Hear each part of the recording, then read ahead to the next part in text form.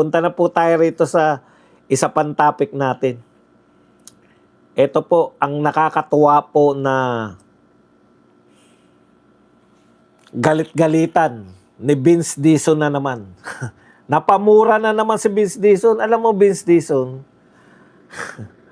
yung pagmumura, no?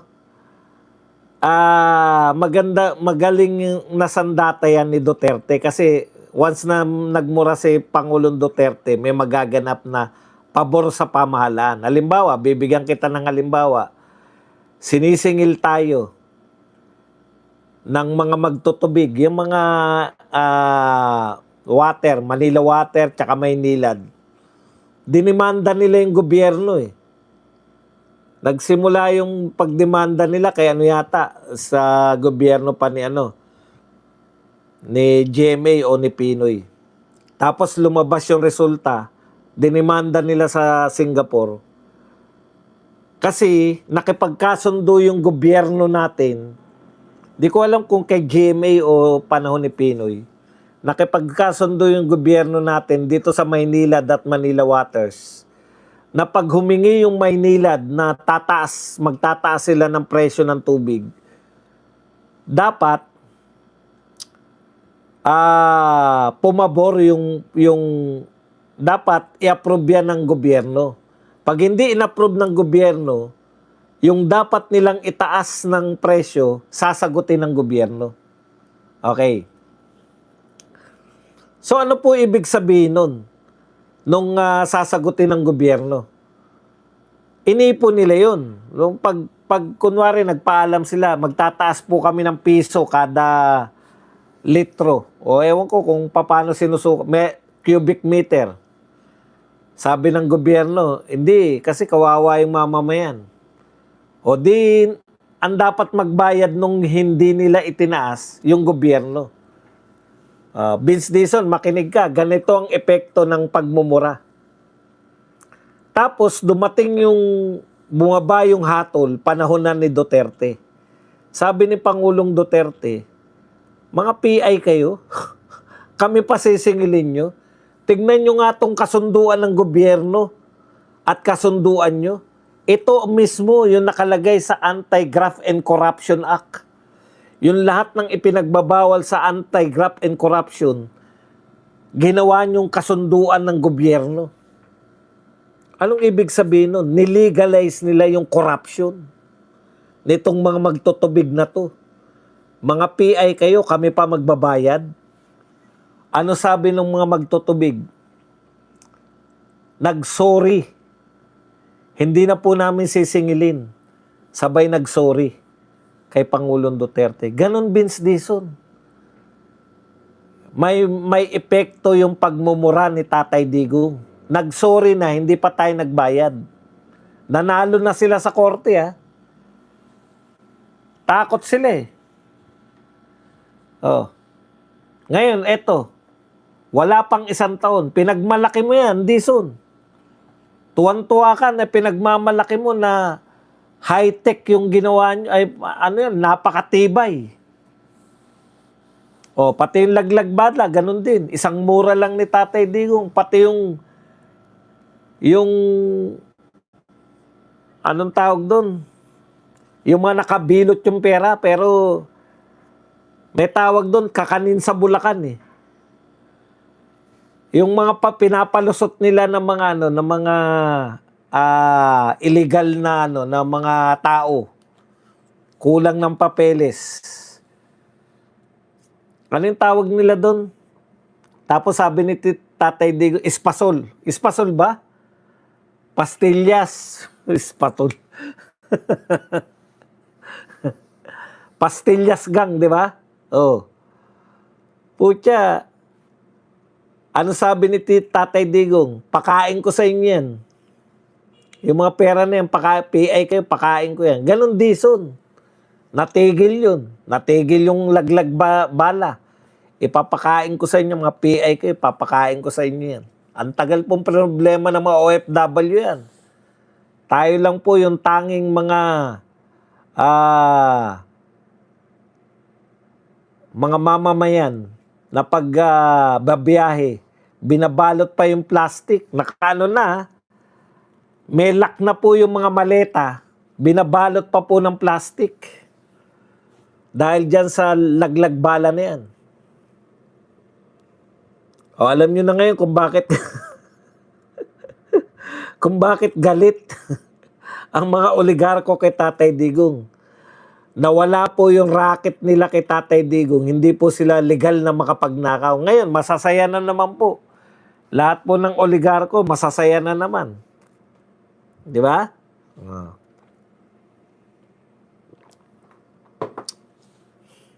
Kada mura ni Tatay Digong, may nagbabayad na bilyon ng mga oligarko.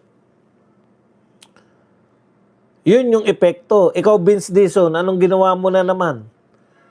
Eto po, nagtapang-tapangan, nagmura-murahan.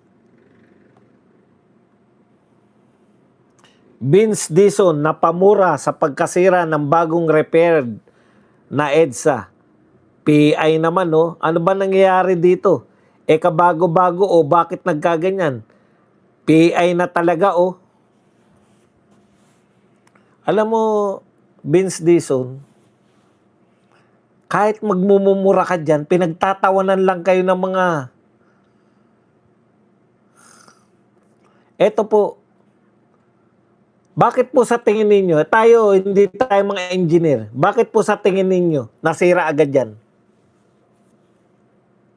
Hulaan natin. A, kanin lamig ang pinantapal dyan. B, glue. Gaw-gaw. Glung gaw-gaw.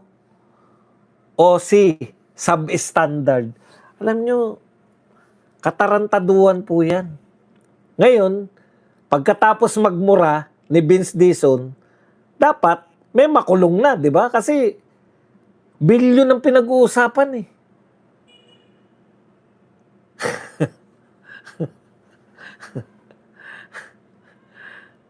Bilyon ang pinag-uusapan nating pera. Baliwala sa gobyerno nito May sira ba? Paggawa natin sa pinagmalaki pa. Ang sinabi ni Dizon, eto sinong hindi maaasar dito kay Dizon? PI naman, ano ba nangyari dito? Kabago-bago, bakit nagkaganyan? PI talaga. Oo. Dapat na-anticipate natin to. Bakit hindi natin na-anticipate yun? Panay ka lang naman tanong. Di ba? Ang tanong ko po, wala po ba mga engineer na may kakayahan na tumingin kung ito po ay hindi po ba na-anticipate? Hindi po ba kayang sa salita mo na-anticipate? Hindi po ba kaya ng engineer ng mga DPWH na ma-anticipate kung masisira agad yan, wala pang isang taon? Imposible po. Kalsada po yan, EDSA yan Kalahating milyon na sasakyan ang dumadaan dyan araw-araw. Hindi po pwede na hindi nyo na-anticipate yung sinasabi ni Dizon. Anong anticipate na pinagsasabi mo? Engineer yung mga yan. Wala kayong engineer sa DPWH? Yung nag-check. Bago po bayaran yan, meron pong nag-approve niyan na okay.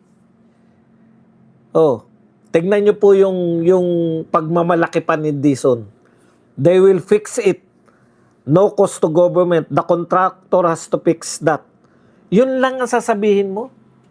Iaayos ng contractor? Wala kang sisisihin na, wala bang wala kang sisisihin na engineer mo, sino nag-approve nito? Bakit nakalusot sa inyo to? Anong anticipate na pinagsasabi mo? Hindi po pwedeng hindi nyo alam na yan ay pag umulan, sira agad. Hindi ko maintindihan yung anticipate. Hindi ako engineer. Hindi ko kayang sukatin yan. Pero kaya kong dapat alam mo na ito dapat hindi masisira sa loob ng isang taon. At pag nasira po yan sa loob ng isang taon, substandard yan. Yun lang ang sinabi mo, aayusin nila. Ang abala po sa EDSA. Ibig sabihin, pag nasira na naman, ayusin lang din. Pag nasira, ayusin lang. Wala na ba talagang kakayahan yung gobyerno natin na tignan kung substandard yung ginawa o hindi?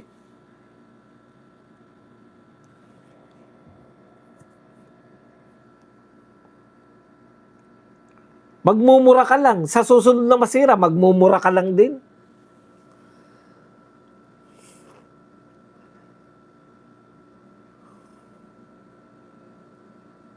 Hindi ba pwedeng tanggalin yung mga DPWH na nag-approve niyan?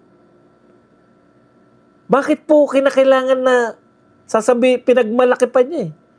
Gagawin po yan ng kontraktor at wala pong perang mga puta.